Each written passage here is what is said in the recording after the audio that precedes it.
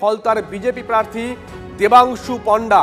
কত ভোট পেয়েছেন, কত ভোটে এগিয়ে আছেন, দ্বিতীয় স্থানে কে, তৃতীয় চতুর্থ স্থানেই বা কে, জানবো শুভেন্দুর কাছ থেকে। শুভেন্দু, তিনি পেয়েছেন ৪৪,৭৯২ ভোট। শম্ভু কুর্মি সিপিএম প্রার্থী তিনি পেয়েছেন ১৮,৪৫৩ ভোট।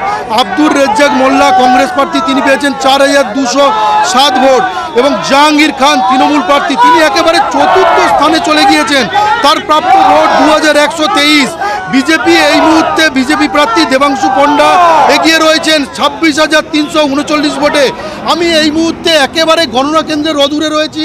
তুমি দেখতে পাচ্ছ সেই চিত্রটা যে বিজেপির কর্মী, সমর্থক এবং নেতৃত্ব তারা কিন্তু একেবারে উল্লাসে মেতে উঠেছে।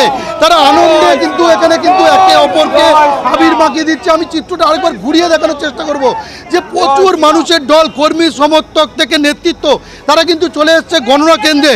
আমি কথা বলে নেওয়ার চেষ্টা করব। এই মুহূর্তে ডায়মন্ড হারবার সাংগঠনিক জেলার জেলা সভাপতি সোমা ঘোষ রয়েছেন। এই যে পুনর্নির্বাচন কি আপনাদেরকে কিছুটা সুবিধা করলো? দেখুন, পুনর্নির্বাচন ফলতায় হওয়ারই কথা ছিল, হওয়ার বিষয়।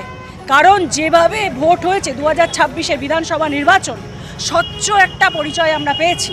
সেই স্বচ্ছতার বিচারে যদি হয়, ফলতা বিধানসভা গত 15 বছর ধরে কোনো কাউকে ভোট দিতে দেওয়া হয়নি। বেশ, নজর থাকবে, নজর রাখো।